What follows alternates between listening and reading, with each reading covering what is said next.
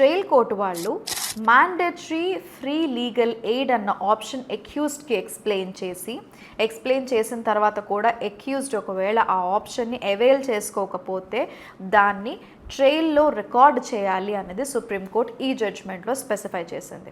ఈ కేసులో accused person narcotics drugs అన్న యాక్ట్ అండర్ ఉన్న అఫెన్స్లో అరెస్ట్ అయ్యాడు. అరెస్ట్ అయిన తర్వాత 4 years జైల్లో అలాగే కంటిన్యూ అయిపోయాడు. ఎందుకంటే అతనికి బెయిల్ వేయడానికి ఆయన ఏ అడ్వకేట్ని పెట్టుకోలేదు కాబట్టి.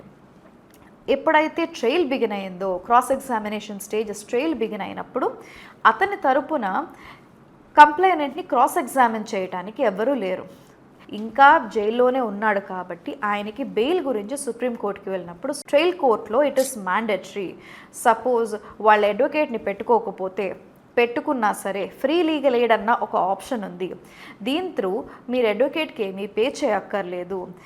మీకు ఫైనాన్షియల్ ఎఫ్యూలెన్స్ లేకపోతే, కేసు గురించి ఏదీ తెలియదు, నేనేం చేయలేను అన్న స్టేజ్లో ఉన్నప్పుడు మీకు స్టేటే ఒక అడ్వకేట్ని అపాయింట్ చేస్తుంది.